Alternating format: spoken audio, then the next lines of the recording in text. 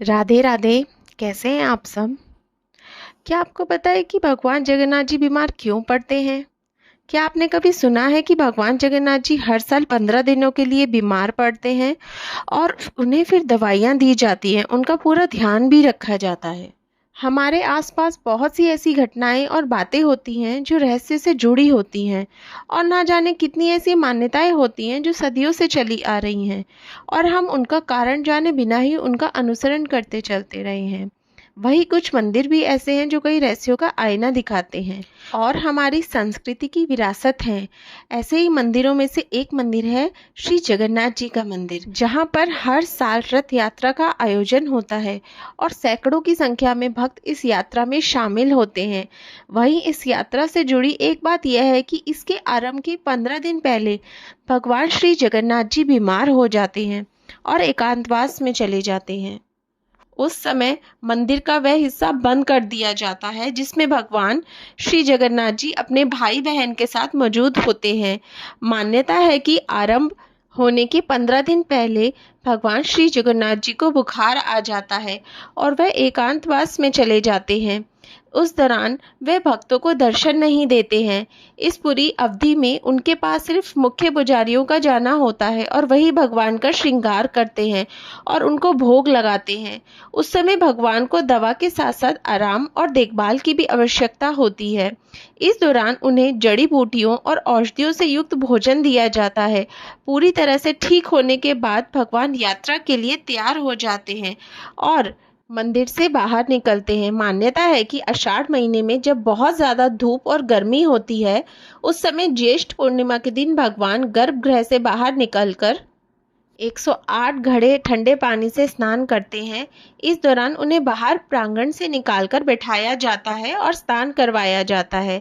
इस उत्सव को स्नान उत्सव कहा जाता है और इस दौरान सैकड़ों भक्त प्रांगण में आते हैं। इसी वजह से ज्येष्ठ पूर्णिमा के बाद 15 दिनों के लिए मुख्य मंदिर को दर्शन के लिए बंद कर दिया जाता है, क्योंकि ठंडे पानी से स्नान करने के बाद भगवान बीमार हो जाते हैं।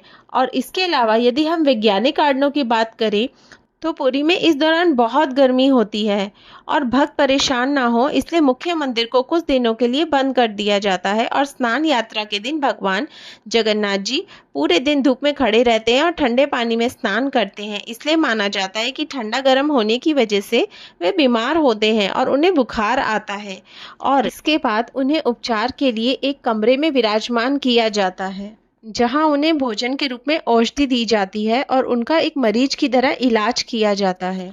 और एक अन्य प्रचलित कथा के अनुसार उड़ीसा प्रांत पुरी में भगवान जगन्नाथ जी के एक भक्त माधव दास रहते थे। वे अकेले रहते थे और भगवान जगन्नाथ जी को भोजन कराया करते थे, उनकी सेवा करते थे। उनको संसारिक जीवन से कोई मोह नहीं था, ना वे किसी से कोई लेना देना रखते थे। वे एक दिन अचानक माधव दास की तबीयत खराब हो गई। उन्हें उल्टी दस्त का रोग हो गया और वह बहुत ही कमजोर हो गए। उठने बैठने में भी उन्हें समस्या होने लगी। वह अपना काम स्वयं किया करते थे, किसी से मदद नहीं लेते थे। देखते ही देखते उनकी तबीयत ज्यादा खराब हो गई। तब स्वयं भगवान जगन्नाथ जी सेवक के रूप में माधव दास के पास उनकी सेवा करने पहुंचे। माधव के गंदे वस्त्र भगवान श्री जगन्नाथ जी अपने हाथों से साफ करते थे और उन्हें भी स्वच्छ करते थे, उनकी संपूर्ण सेवा करते थे। जब माधव दास स्वस्थ हुए और उन्हें होश आया, तब भगवान जगन्नाथ जी को इतनी सेवा करते देख वे तुरंत पहचान गए कि यह तो प्रभु हैं। एक दिन माधव दास ने पूछा, प्रभु, आप तो त्रिभुवन के मालिक हो, स्वामी हो, आप मेरी सेवा क्यों कर रहे हो? आप चाहते तो मेरा यह रोग भी दूर कर सकते थे। रोग दूर कर देते तो यह सब नहीं करना पड़ता।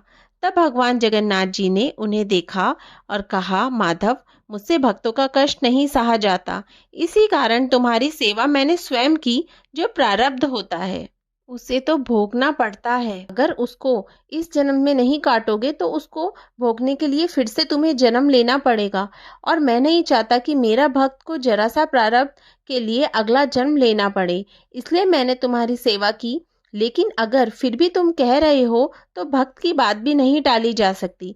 अब तुम्हारे प्रारब्ध में मैं ये 15 दिनों का रोग और बचा है, इसलिए 15 दिन का ये रोग तुम मुझे दे दो। इस तरह 15-15 दिनों का वह रोग भगवान जगन्नाथ जी ने माधव दास से ले लिया था। तब से भगवान जगन्नाथ जी इन 15 दिनों में बीमार रहते हैं। इसी कारण से भगवान जगन्नाथ जी के कपाट 15 दिन के लिए बंद रहते हैं और इस दौरान भगवान जगन्नाथ जी को फल के रस, औषधि एवं दलिया का भोग लगाया जाता है। शास्त्रानुसार भगवान जगन्नाथ जी के अस्वस्थ होने को उनकी ज्वर लीला कहा जाता है। जब भगवान जगन्नाथ जी स्वस्थ हो जाते हैं तो वह अपने भक्तों से मिलने के लिए रथ पे सवार होकर आते हैं। जय जगन्नाथ भगवान की जय। तो इन कारणों की वजह से भगवान श्री जगन्नाथ जी बीमार पड़ते हैं।